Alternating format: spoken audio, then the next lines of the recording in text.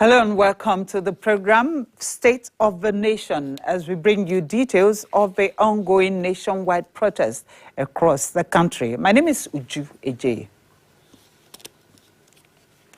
Yesterday, President Bola Tinubu addressed the nation on the nationwide protest. Nigerians expected the president to address the concerns, demands and issues raised by hungry protesters. And Nigerians also expected the president to announce measures that point to a new roadmap for Nigeria and a deviation from the fact that would create a new hope for all citizens. I am Terverr Tyav. Welcome. The president was silent on the issues of cutting down cost of governance, moving the country from consumption to production, and restoring citizens' confidence in government. The president also admitted his constitutional oath to protect the lives and properties of every citizen and highlighted the projects and programs of his administration aimed at actualizing the vision. Journalists covering the protests are being attacked by security operatives. It is a constitutional duty of journalists to cover the protests, and the law enforcement agencies are also duty-bound to protect journalists. It is therefore baffling that journalists should become targets of security operatives. And in spite of complaints, there has been no word from them on the issue. Neither has there been any apology to the media. And it is day 5 of the 10-day nationwide protest. And in this edition of the special program, State of the Nation, we shall be taking a look at the presidential broadcast in a bid to ascertain if it met or short of expectations.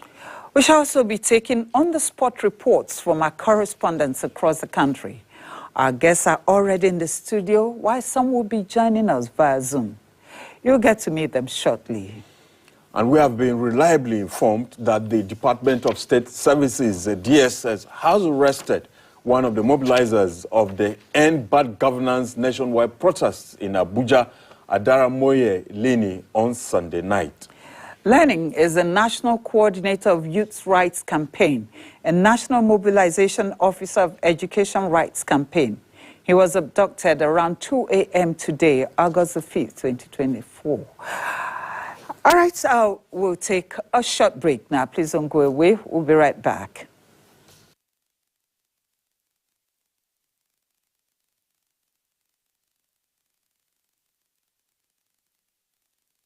This is the situation when AIT crew arrived at Ganifawemi Park, Ojota, Lagos, Sunday morning on day 4 of the national protest against hunger. The large crowd that usually gather here since the past 3 days is no more, except the heavy security presence from the Nigerian police and the soldiers positioned at the opposite side of Ojota along nearby Ketu axis.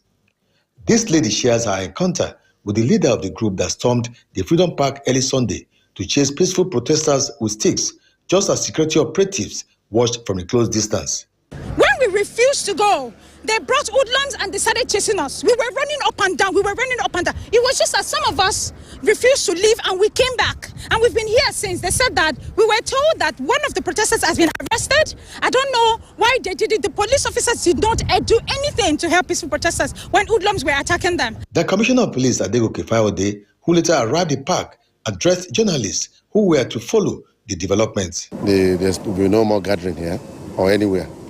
Any of such gathering is unlawful and illegal. And if such gathering exists, we are going to apply the full weight of the law. Yes, because we came normally to do what we have been doing since the past 3 days. And since it has been called off, we will withdraw and they keep skeletal presence of men here so that they will not allow anybody to gather here or try to. Any gathering here from this moment is unlawful. As expected, President Bola Tinubu's national broadcast Sunday became the front burner of conversation among Lagos residents. Nigerians are hungry. Families are strained. Some of these policies are impacting on our daily lives. People are withdrawing their kids from school. These are the fundamental issues that I wanted the president to speak to by saying, yes, we as Nigerians are facing problems. And together as citizens, we will solve this problem. And not just begin to double speak. You know, in one paragraph, the president recognized the fact that it's the rights of Nigerians to protest. And then in another paragraph, we are trying to blame them and then saying, okay, it was politically motivated. I think that, to me, gives a lot, lots to be desired. You're the president. You can do a lot of things that will affect Nigerians' lives positively. Do you understand? We're tired. We're tired. It's one issue after another. It's almost as if as you're recovering from one, another, like 10 more hitting you. It's not nice. There's one thing I want to say, please, before I leave here. The senators, the House of Reps members, all of them, they are our leaders, right? And they want us to make sacrifice. I'm sure Nigerians are ready to make sacrifice. But start with yourself. Lead by example. Cut the cost of governance. Me, I just came to Lagos 2 years ago, and I've not been able to even pay my own house rent. And I'm a banker. Imagine a banker saying she cannot pay her own house rent. Tell me what an ordinary person that is not even working, how the person can be able to pay his or her own. From victory to victory, his army shall be lead, till every foe is vanquished. The service aims to unite citizens in their call for policies that benefits all Nigerians, promoting a sense of collective purpose and shared responsibility. I'm here for the protests, from the church service. After the church service, then the protest continues. I feel joy and there are unities between us.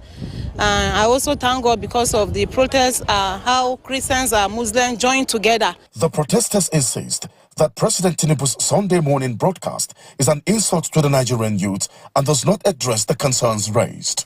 President does not even rate us. That is just the truth. Because there cannot be a nationwide strike and then you go about and rehearse what you're supposed to say. Funny how the speech was already leaked hours before he said it. Okay, President, it was an insult. You insulted us, you insulted the whole Nigeria, you insulted the youth that voted for you. However you did it to get there, you insulted those people too.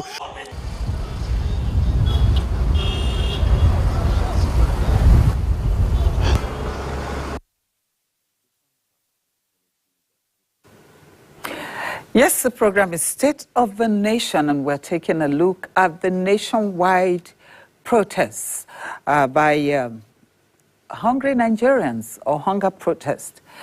Now, TV, going through those visuals that we just watched, I heard the CP for Lagos State, Adegoke, saying, since it has been called off.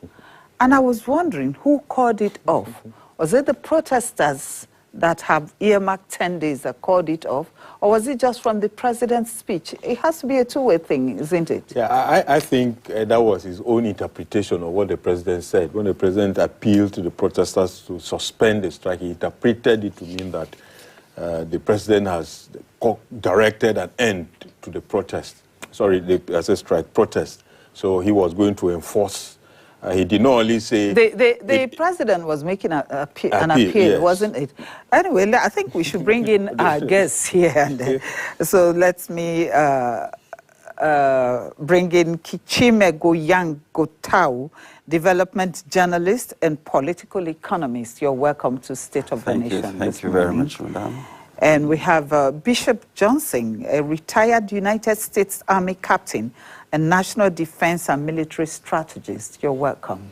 Thank you. Let me start with Gotau. I think I should put that a question to Gotau. Who called it off and at what point?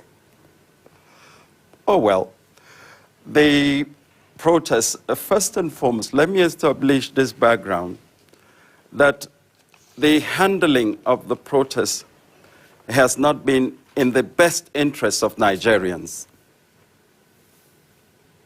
However, the latest information we're getting that protests have been called off, you will agree, is part of propaganda of state machinery that is vested with the responsibility of dousing this tension. We'll get back to you. Right. Obviously, even after the statement by, or the briefing by the Lagos State Commissioner of Police, the protest is on. Let's take you straight to Ojota, the Freedom Park, where our correspondent, Yemi Adebayo, is on the line to bring us the situation as it is on ground in Lagos. Yemi? Terverr, good morning. Well, this is Ojota. You know, we've been here for the past couple of days monitoring development, and we're here again this morning. Terverr and Uju, if you can see behind me, you can see that the protesters are already gathered, and the number is swelling up, you know, every second. And it's quite clear that they want the president to look at the demands they've raised. They are saying that the statement by the president yesterday clearly do not address what they were expecting it to address, and that the president was somehow looking at the issues of what he has done in the last couple of months and so far, and they are insisting that they will continue this protest. A little while ago, when I spoke to some of them, they actually said that if they don't get any concrete, you know, statement from the president, they might be forced to go all on the street. Don't forget that they've been confined to the Ganifa Emi Park here in Lagos, and they are insisting that that is undemocratic and that they will be heading to Alausa, which is the seat of power, if their demands are not met. Yes, after one of their resolutions, the organizers, the statement they issued yesterday, I was going to ask, but you said they're going to go to Alausa. Are they ready to do that? The police commissioner yesterday said in his assumption that the protest has been called off and that he will withdraw his men from the Freedom Park, just leave a few for skeletal services, you know, and all of that. So what are the police on ground enough to possibly, like they've been doing in the last 3-4 days, prevent them from going to Alausa? I think the police commissioner in the state, Mr. Fayo Adegoke, might have reversed that particular decision, owing to the fact that if some of his men are on ground, and if behind me you could see some police officers there, his men are on ground, and so I'm just surprised. A lot of the protesters are surprised that the CP actually made that statement yesterday, saying that since the president has made that broadcast, it would mean that the protest has ended. But this morning, some police officers have arrived, and they've actually blocked the protesters from, you know, going through the street. They've actually limited them to to the Ganifa Emi Park, insisting that they don't have the right to go beyond this particular spot. So I think the CP yesterday, I wouldn't know, perhaps must have jumped the gun in that aspect, because by him saying that the protest has ended, and the protesters are saying something else, that the protest hasn't ended, and that they are continuing to clamor that the president must address their own demands, not just, you know, pinpointing some basic things that have been said earlier. So that's just the situation around here, Uju and Terverr. Yemi, the CP also said that he would just leave a few of his men, like Terverr described it, to render skeletal services. Now, the number of policemen available, are they enough to ensure the security of these protesters? Because that's also the constitutional duty of the security operatives. I basically feel that maybe the CP must have felt that after he made that statement yesterday, the protesters would be like, okay, let's forget about the protest. But when I'm sure that he must have also gotten information, because most of them, when the protesters arrived here this morning, you could see a fresh deployment of security personnel who are actually come around, you know, to ensure that there's no breakdown of law and order. And don't forget that yesterday, some of the protesters were chased away by armed thugs, you know, fiercely looking men who actually came to chase them away after the prayer session. So there's been a surge in the deployment of police personnel to this ground here in Ojota, and we are hoping that they will be able to secure some of the protesters, because there are fears that there might be an imminent attack on them by suspected thugs, because most of them that I've spoken to this morning, they have that feeling, they have that impression that they are not safe in this particular location. And Terverr and Uju, I want to bring in somebody who is one of the protesters, leaders there, who want to say one or two things. I beg you. Thank you for talking to us. Your name first? My name is Adiola Samuel. Okay. Could you share with us your thoughts about this protest in the past couple of days? Oh, of course. We are saying only one thing. Just one thing. Let the government be humane enough to consider the feelings of the masses. We are out here because we are not feeling anything as much as governance is concerned. Nigerians are living in penury. Nigerians are living to live. You understand what I mean? When we say, okay, I'm alive today, that's all Nigerians are for as at present. And therefore, we want a change of attitudes of the government towards us. Ordinarily, and by virtues of the law, they are supposed to serve us. We are their masters.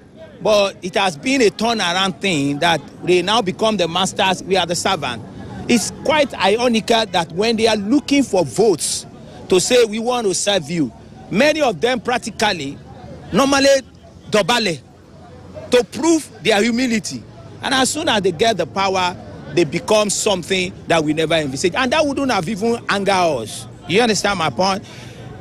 You can be arrogant with power, but fulfill your promises, fulfill that which you said to us that you are going to do.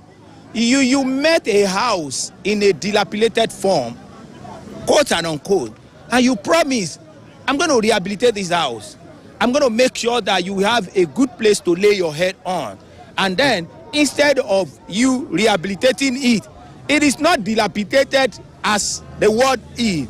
You just find it in a rough manner, and you say you want to make it an habitable place. Instead of that, then you started breaking the windows. You have started, it's better for us to even clear this place so that we will start afresh. When you want to start afresh, where will the people live? And that's exactly what is happening in this country presently. You are making us to feel like we are second-class citizens in our own nation. People can no longer buy. Surprisingly to you, there is no food for the common man anymore. Every food that we call, okay, the common man food, have been taken away from them. Why? The price. And you have been able to do everything to reduce the possessing power of everybody. Okay, I know you must have also listened to the president's speech yesterday when he actually raised some things that he's been able to do in the last couple of months. And the president feels perhaps that this must douse the tension and, somehow give the protesters some hope that he's doing something about this issue. Are you not satisfied with what he has said yesterday? Actually, when I was driving down to this place this morning, I kept ruminating on the messages that he delivered. I read all through. I did not listen to him, but it's comfortable for me to read so that I can have not only the comprehension, but to understand. And I look at it from the angle of a father and household. And the household that you are controlling, telling you that we don't have much to eat anymore. And then you are really not the fact that maybe you are laying foundation somewhere, and maybe the house we are going to live in thereafter is already getting to lintel. Maybe last year I bought clothes for you. That's all I saw that the president was trying to say. You are doing this, you are doing that, but that is not reflecting in the life of the people. That is not yet having bearing. You are asking us to wait. You are asking us to, make sacrifices. But you are not making sacrifices. Your government are not making sacrifices. The people you employed as ministers that are supposed to serve, they are not making any sacrifices. Including your own office, you are not making any sacrifices. And so therefore, you just want us to continue to accept you the way you are while we remain impoverished. No, we cannot take that. We expected you as you come yesterday. You have heard us. You have, witnessed what led to this. I am going to do this because of what you have done. I am going to, even though this is what we have done in the past, but for this purpose, I now realize that this thing is more touchy than I had expected. So this and this I am going to do in due course, in nearest minute, so that you will know that I am a listener. But you are telling us that we should leave the street without any engagement. No, it doesn't work that way. All right, thank you for talking to us. Well, you will continue protesters are increasing. And then I have a lawyer, who is also standing by, who is speaking on behalf of the protesters. But I'm just going to take him for just a few minutes to actually share his perspective on the situation. Your name, first of all? Yes, please. My name is Barrister Malcolm Chuks Nwobi. I'm a legal practitioner, and I lecture at the National Open University. Okay, so far so good. What's your assessment of the situation so far, including the president's speeches? Yes, talking about the president's speech, I saw it so disheartening. I saw it so diversionary because most of the issues affecting the Nigerian people was not critically addressed. I don't understand the position he has taken, because normally when you give a speech, there should be what we call action plan on a speech. And for me, I take it as he's not in tune with the realities of the Nigerian people. The Nigerian people are suffering. The people have made it clear to him and say, hunger, there's starvation in the land, there's hunger in the land. We expect him, if you say that you needed time to put things in order, we expect him as a president to lead by example. He should be the one taking the bull by the horn. He should tighten his seat belt and to ensure that because once the Nigerian people sees him, that he is doing what he says he will do, then the people will follow suit. All right? So I think for that speech, it's a non-starter for me. It's a non-starter. Then talking about the second one you asked me, I don't know if I remember. My assessment of the protest. This is just the beginning of the protest. In fact, we might likely extend it to the 100 days if it's not going to yield to our demands, because this demand touch every facet of the Nigerian people. We are sick, we are tired. Enough is enough. Enough is enough. We cannot continue like this, continue to play hanky-panky with the government. This is all, it's a scam. And this is what the people are protesting against.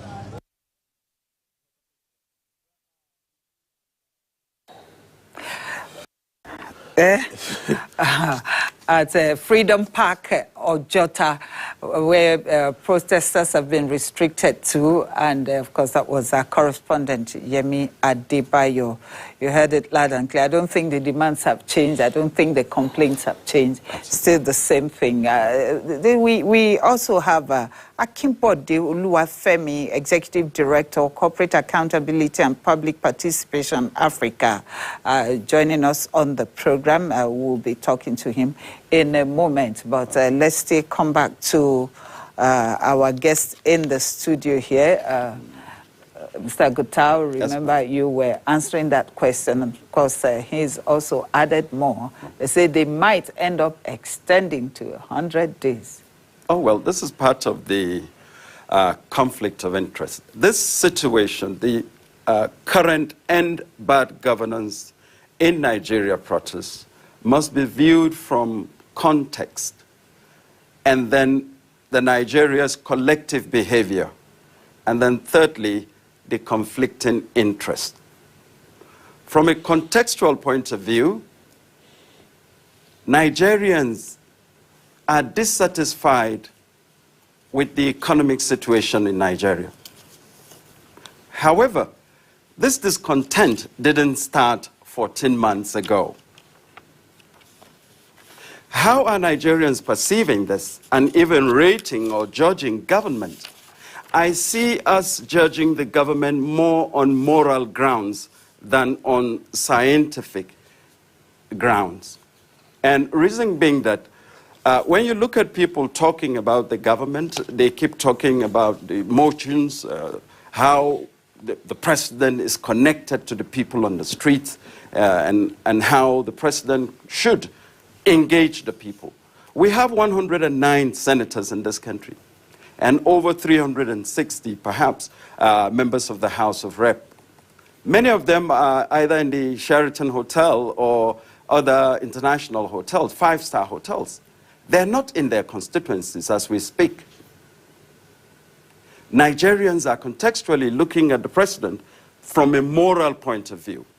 But when you say that, the House of Rep members, the senators, the governors did not remove fuel subsidy. Right. They did not float the naira. It's the president who did that. So that's why everybody is talking about. I think the Mr. president. Johnson should come. Yes, right. that's why I was going to. Okay. Okay, the same question. Probably that, and then the way we are seeing, you are a security, a military defense and a military strategist.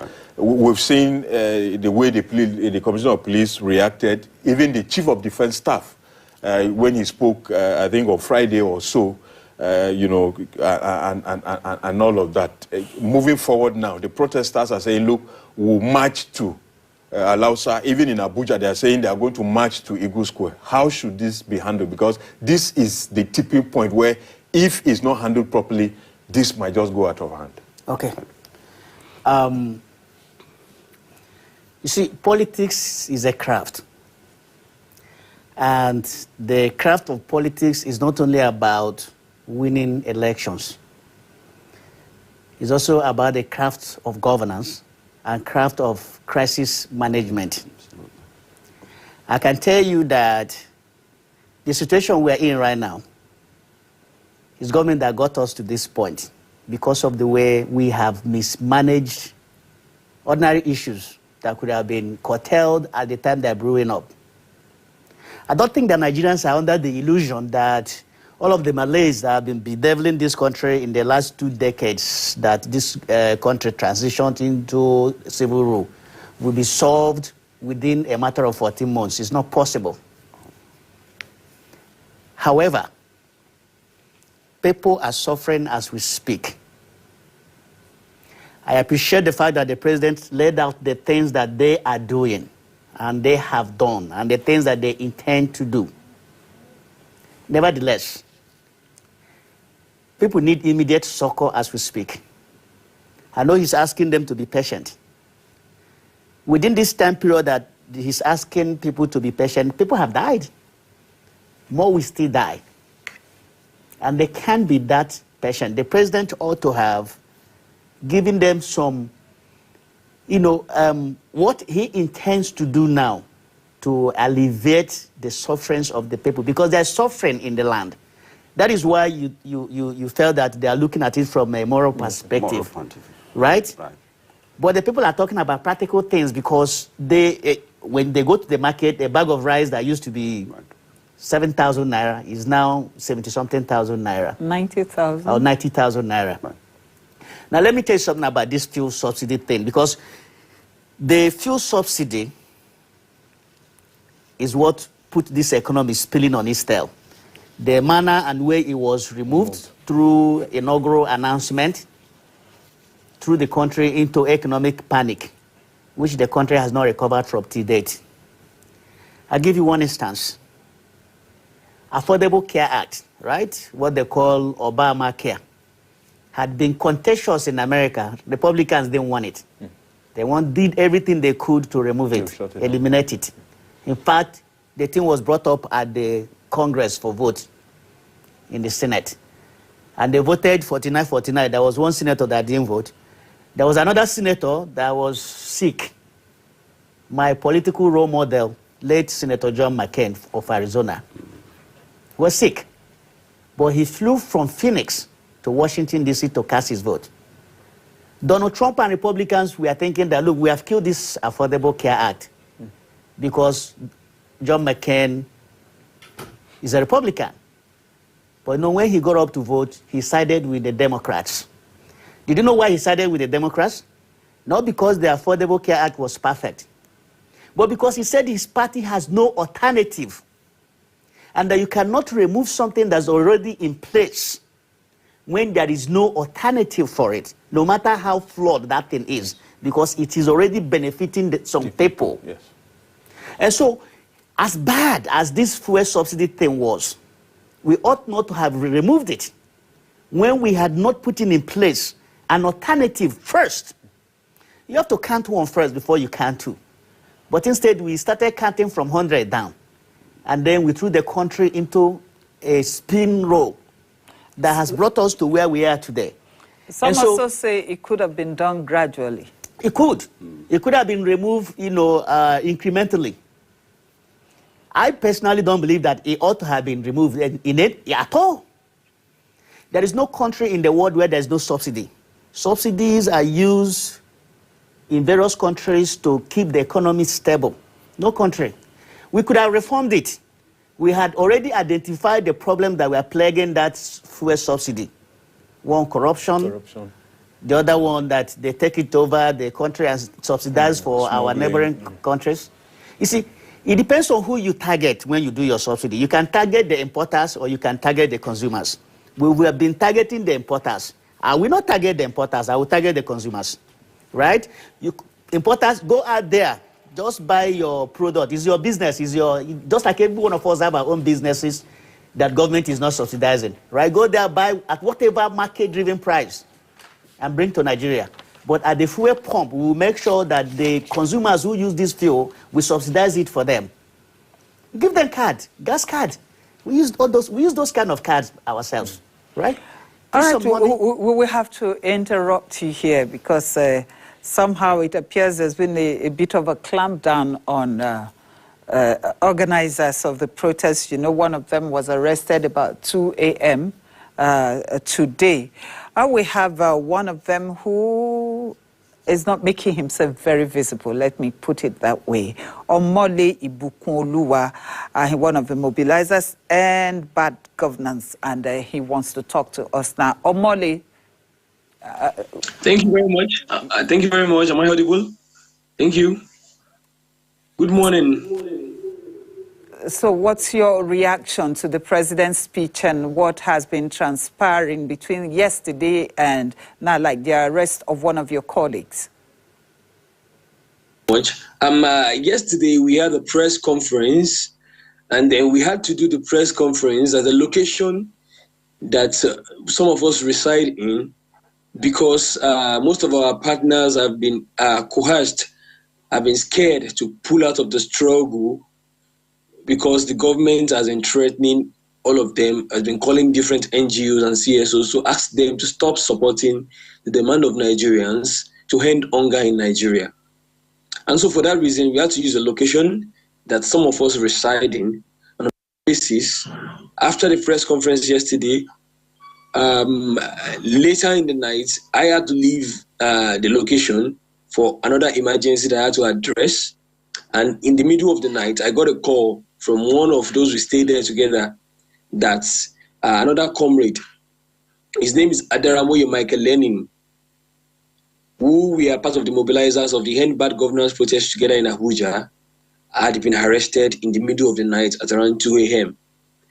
Interestingly, the speech of the president was that the president was ready to dialogue with protesters.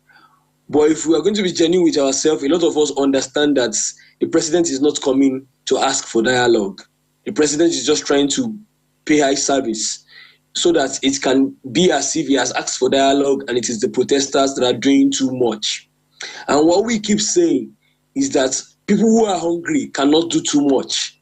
People who are hungry are people who you have to address their immediate needs, and which most Nigerians have said, if you address the prices of food in the market, if fuel price is brought down back to 200 naira, even if we go out to mobilize for protests, nobody will join us again. I need to ask you, because we know that you also are in hiding right now. One, why would you say the president is not sincere about dialogue? And secondly, why are you in hiding right now?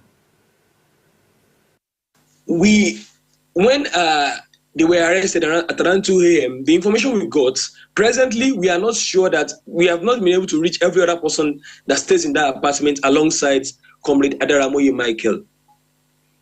The other persons that stay in the, the information we got from those that were around was that when they brought him out, they got an order. Those that brought him out of the apartment got an order to go back to the apartment and pack everybody that is in the apartment and arrest them too. So presently, Adaramoye Michael with his family and friends are presently in the hands of the DSS or other agencies of the Nigerian states. And for this reason, because I would have also been in the apartment, if not for the fact that I had to attend to an emergency later yesterday in the evening, I had decided to also go into hiding, because the information we have is that they are also looking for myself to also get myself arrested, just because we are saying that we don't accept the speech of the president because it does not address the needs of the protesters. And it is interesting, that the agents of the president go around to say that the protest has been called off, protesters has called off the protest, when in reality, what has actually happened is that they have gone into the homes of people who mobilized for this protest, they have killed protesters, they have named journalists, they have gone into the homes of different people to pick them, and then claim that these people are no longer coming out to protest again. For example, myself, I'm being haunted, and that is why I cannot even be at the venue of the protest today, right now. And so they would go out and say that we are no longer protesting, those that protest are not there. Despite the fact that they were the ones ensuring that we don't even get there at all. Today, I got to the stadium venue, and the place was heavily militarized. Despite the fact that I was being haunted, I still got to the stadium venue. And I discovered that the place was heavily militarized, and nobody was there because everybody was afraid. I got to Secretariat. The whole of Secretariat area, this federal Secretariat area, was manned. Every entrance was manned by the police. If you are coming with a car, you are told to stop your car, and you would have to walk into the federal Secretariat area. That was today.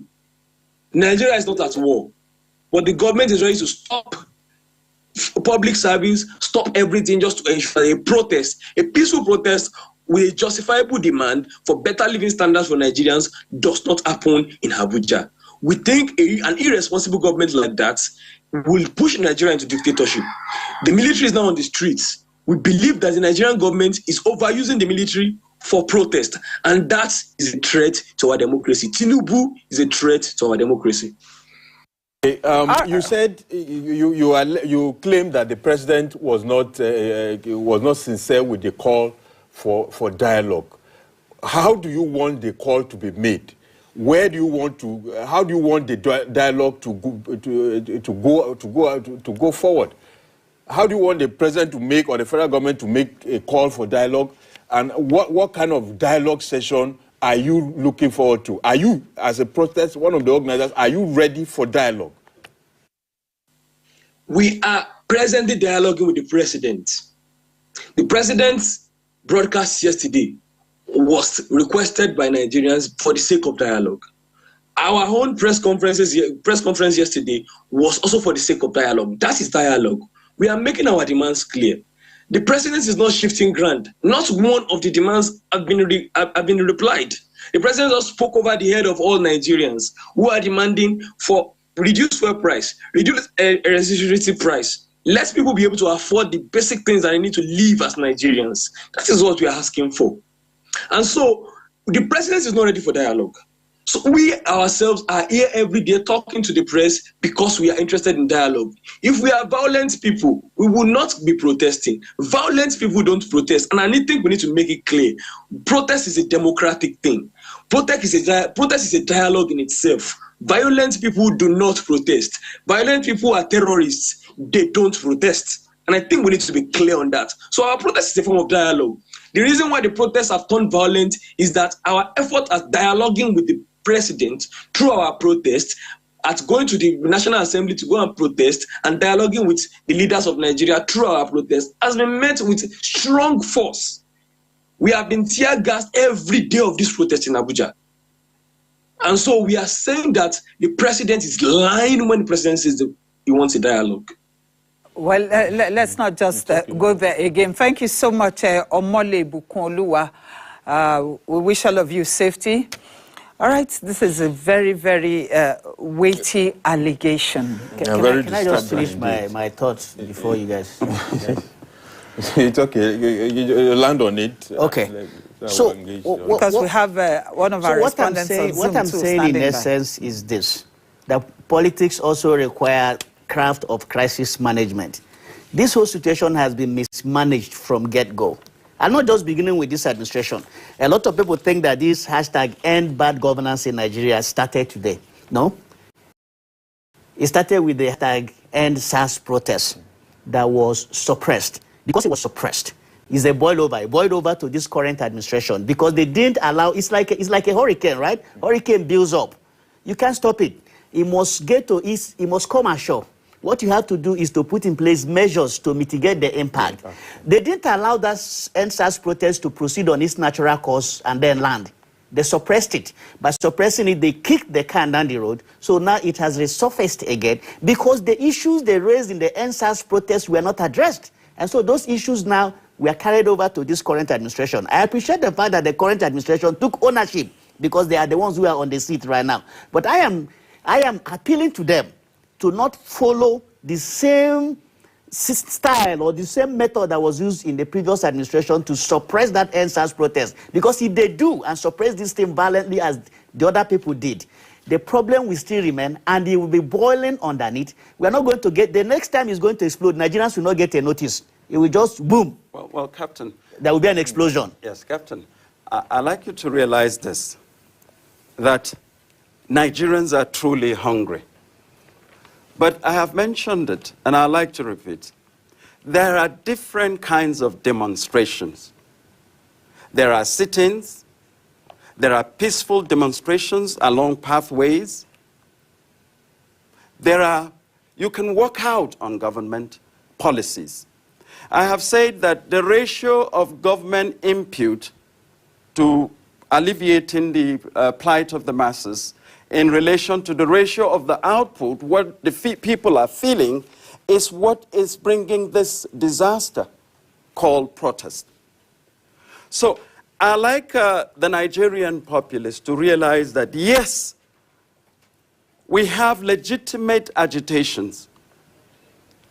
But if we allow the ordinary Nigerian, such as a pregnant woman's phone, to be seized from her, and undergraduate students with their laptops are being robbed of their laptops, bookstores, I beg your pardon, supermarkets and warehouses are being looted and vehicles are being burnt by Nigerians. Now listen,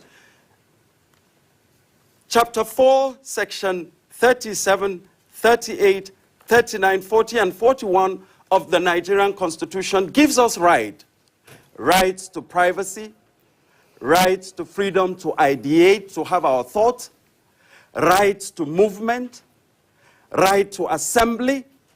But in the end, Chapter 45 cautions us and said of all of these rights that we have, they can be invalidated in the interest of national health, national security, and national stability.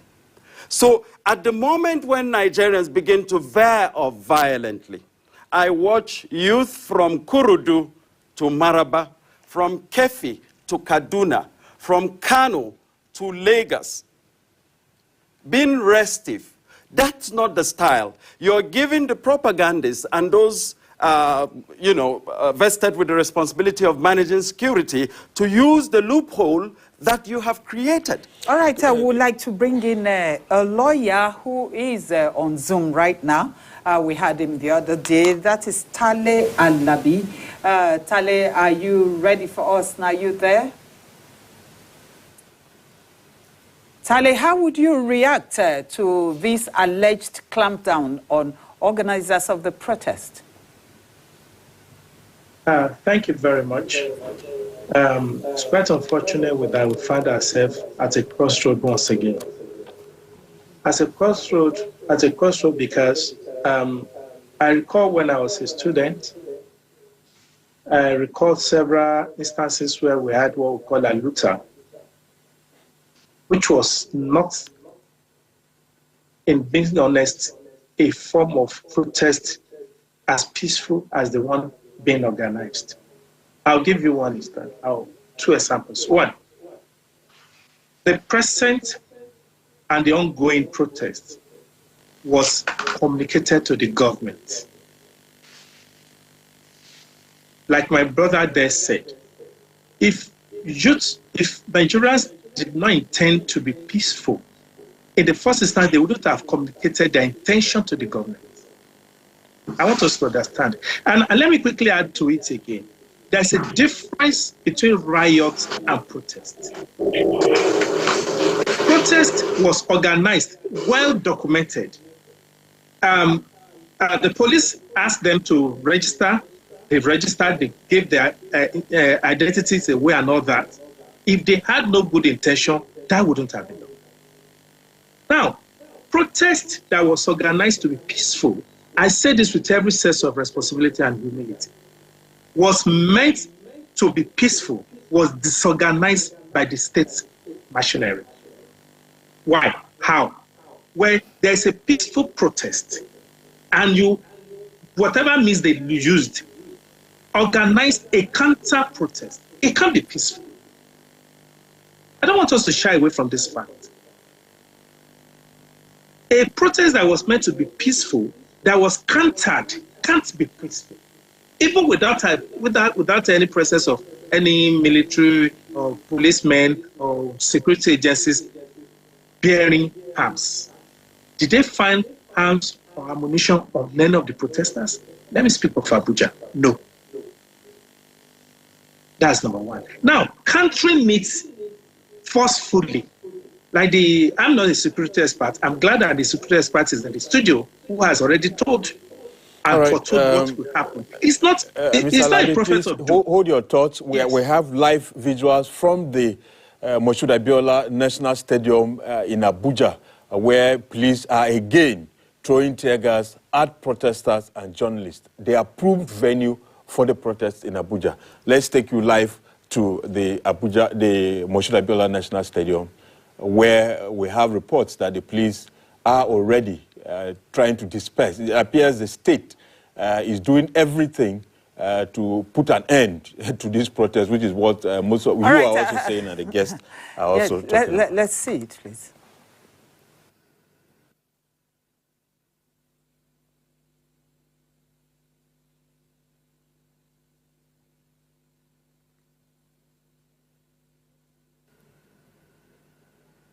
Oh, well, I wonder what the problem is. I'm sure technical glitch or something. Yeah. We'll sort that out and we'll bring those visuals to you live. So, Mr. Alabi, can you continue? Oh, okay. Here we are at correspondent Abiola National Stadium. And Ebuka, what is happening there now?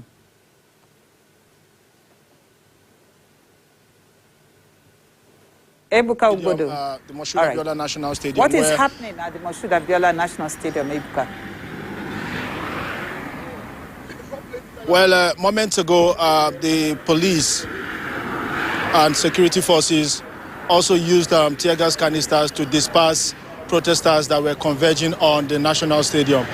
If you can look closely, my eyes are actually aching right now because of the impact of the tear gas that was targeted as some of the protesters and some of us journalists here at the National Stadium.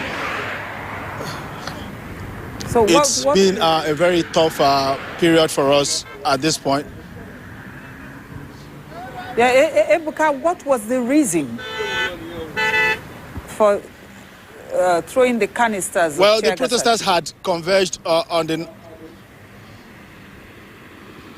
National Stadium to mobilize themselves for the protest, but they assembled actually on coastal buses, which of course did not sit well with the security forces, who insist they must hold their protest in the stadium premises and not outside the stadium premises. So that has actually probably infuriated the security forces who targeted the protesters. They were actually in their coastal buses before several tear gas canisters were released, and then they were forced to leave the area with the buses. At the moment, the entire area is deserted. We can only see the security operatives, all of them with the police, the civil defense officers, the DSS, and of course, other security agencies. They are the ones manning the National Stadium.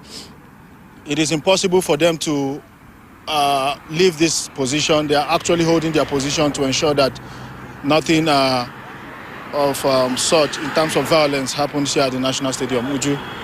Very clear. Is it that they don't want the protesters at all, or that they want them to be within the confines of a national stadium? As you can see, the security agencies are not also happy that I am actually doing my job here. Can you take the camera, put the camera on them so that they can see? They don't like the fact that we are actually doing our job. They are forcing us. We are being warned to leave where we are. As you can see, the cameraman is already moving. they are forcing us not to record anything.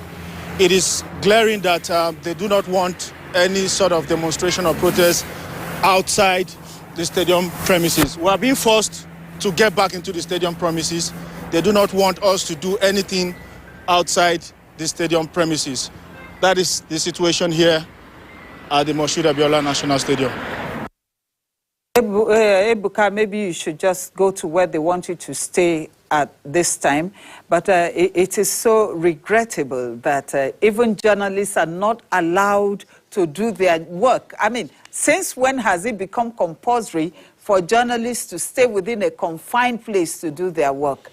Some things are just not right in all of this. And in addition to that, the court order was clear. It said protest at the Moshood Abiola National Stadium. They didn't say protest on the pitch.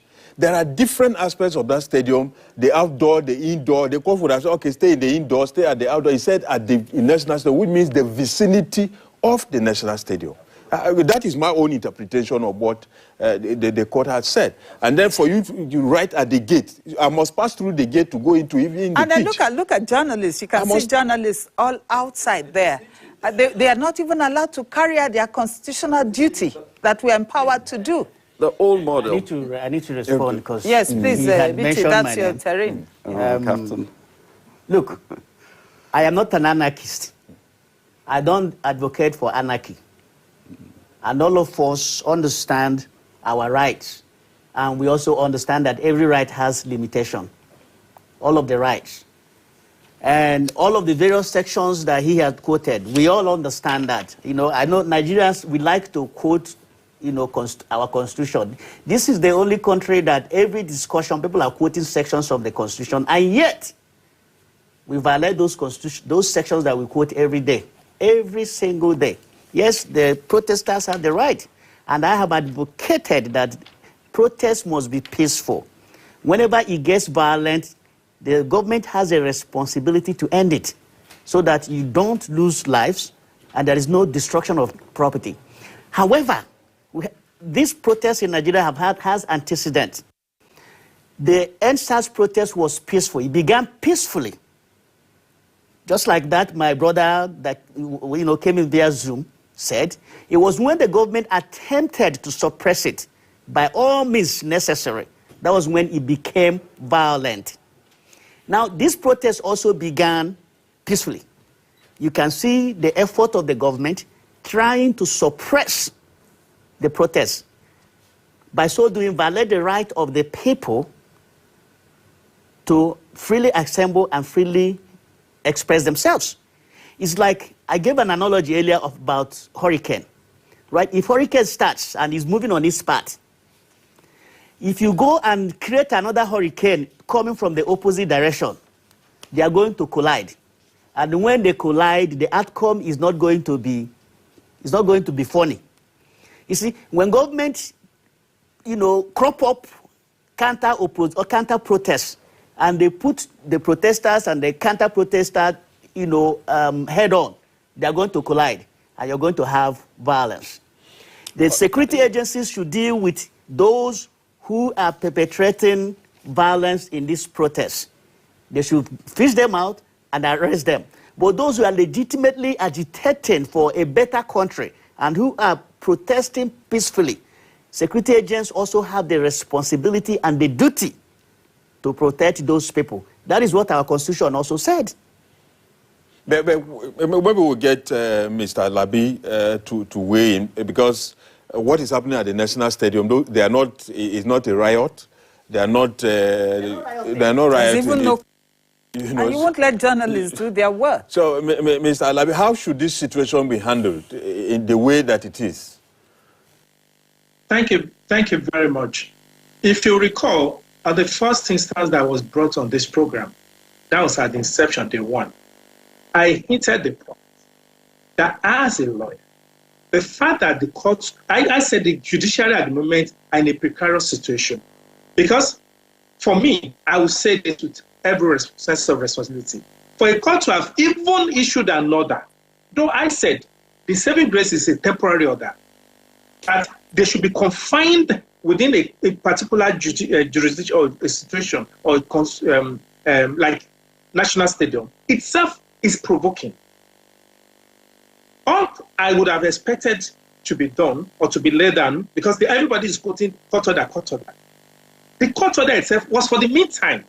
Perhaps maybe by today or thereabout, the court would have looked into the situation again and readdressed the situation.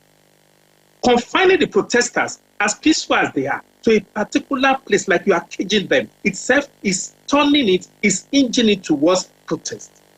Violence. That should not be lost. Now, the second point is this. As it were now, as you can see, even journalists that were during war, during anything, were meant to be on the field to report to the people, have been coerced, have been caged, have been gagged. Then, it won't be difficult for me to say that we are leading democracy towards anarchy and towards dictatorship. Because if this is a government of the people, by the people, for the people, then where are the people? I guess you've made your point and you've made it strongly. Would also like to thank our guests in the studio, Bishop Johnson, retired United States Army captain and national defense and military strategist, and Kichime Goyango-Tao, development journalist and political economist. I wish we had more time, but we will certainly come back in the course of the day to bring you more on this nationwide protest. But would like to appeal to the Commissioner of Police in Abuja, Bennett Igwe. Journalists have a constitutional role to play in all of this. They are within their legitimate limits. Please allow journalists to do their work, and please do not hurt journalists. Call your men to order. I am Terverr Tyav, and let's confirm that protesters are also on the streets of Gusau on this day 5 of the nationwide End Bad Governance protest. We'll be getting all of that in the course of the day. My name is Uju Ejeye. Thanks for staying with us.